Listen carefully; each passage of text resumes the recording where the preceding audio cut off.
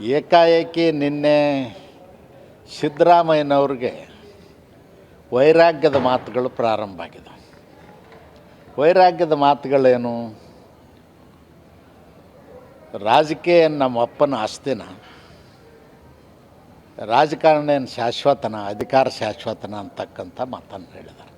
ಇವತ್ತು ನನಗನ್ನಿಸ್ತದ ಅವ್ರ ಮಾತಿನಿಂದ ಸಿದ್ದರಾಮಯ್ಯನವರು ರಾಜೀನಾಮೆ ಕೊಡೋದು ನಿಶ್ಚಯ ಆದಂಗೆ ಕಾಣಿಸ್ತದೆ ಮತ್ತು ಕ್ಷಣಗಣನೆ ಪ್ರಾರಂಭ ಆದಂಗೆ ಕಾಣ್ತದೆ.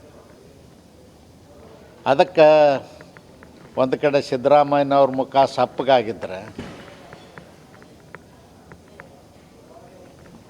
ಡಿ ಕೆ ಶಿವಕುಮಾರ್ ಅವರು ಅತ್ಯಂತ ಉತ್ಸಾಹದಿಂದ ಓಡಾಡ್ತಾ ಇದ್ದಾರೆ.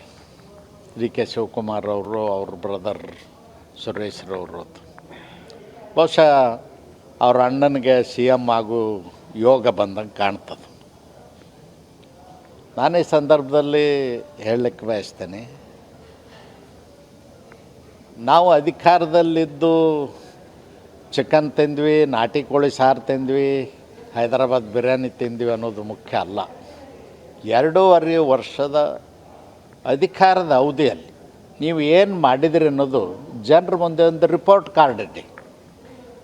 ನಿಮ್ಮ ಸಾಧನೆಯನ್ನು, ರಾಜ್ಯದ ಅಭಿವೃದ್ಧಿಗೆ ನಿಮ್ಮ ಕೊಡುಗೆ ಏನು, ದೀನದಲಿತರ ಮಕ್ಕಳಿಗೆ ವಿದ್ಯಾಭ್ಯಾಸಕ್ಕೆ ಮತ್ತು ಉದ್ಯೋಗಕ್ಕೆ ನೀವು ಮಾಡಿರ್ತಕ್ಕಂಥ ಯೋಜನೆಗಳೇನು, ಅದನ್ನು ಜನರ ಮುಂದಿಡಿ, ಚರ್ಚೆ ಆಗಲಿ. ಬಿಟ್ಟು ಕೋಳಿ ಸಾರು, ಅಲ್ಲಿ ಸಾಕಿದ ಕೋಳಿ, ಇಲ್ಲಿ ನೀರು ಕುಡಿದ ಕೋಳಿ, ಇಂಥವೆಲ್ಲ ಗಿಮಿಕ್ಗಳನ್ನ ಬಿಡಿ.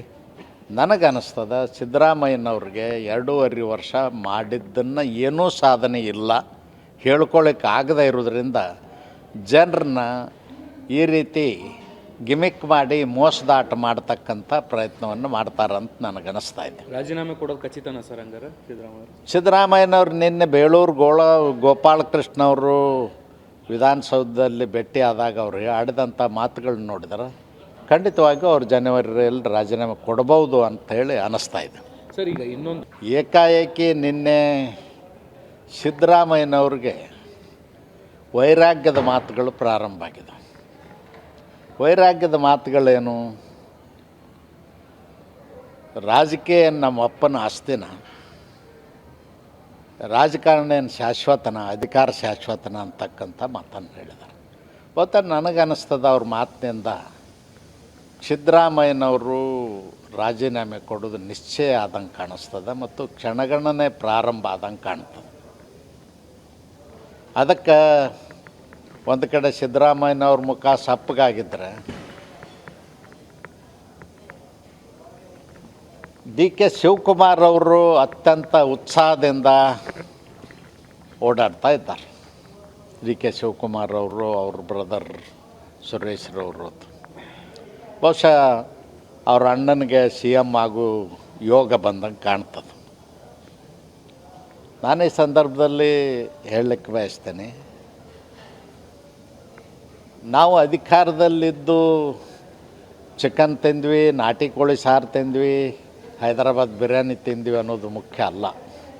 2.5 ವರ್ಷದ ಅಧಿಕಾರದ ಅವಧಿಯಲ್ಲಿ ನೀವು ಏನು ಮಾಡಿದಿರಿ ಅನ್ನೋದು ಜನರ ಮುಂದೆ ಒಂದು ರಿಪೋರ್ಟ್ ಕಾರ್ಡ್ ಇಡಿ. ನಿಮ್ಮ ಸಾಧನೆಯನ್ನು, ರಾಜ್ಯದ ಅಭಿವೃದ್ಧಿಗೆ ನಿಮ್ಮ ಕೊಡುಗೆ ಏನು, ದೀನದಲಿತರ ಮಕ್ಕಳಿಗೆ ವಿದ್ಯಾಭ್ಯಾಸಕ್ಕೆ ಮತ್ತು ಉದ್ಯೋಗಕ್ಕೆ ನೀವು ಮಾಡಿರ್ತಕ್ಕಂಥ ಯೋಜನೆಗಳೇನು, ಅದನ್ನು ಜನರ ಮುಂದಿಡಿ, ಚರ್ಚೆ ಆಗಲಿ. ಬಿಟ್ಟು ಕೋಳಿ ಸಾರು, ಅಲ್ಲಿ ಸಾಕಿದ ಕೋಳಿ, ಇಲ್ಲಿ ನೀರು ಕುಡಿದ ಕೋಳಿ, ಇಂಥವೆಲ್ಲ ಗಿಮಿಕ್ಗಳನ್ನ ಬಿಡಿ.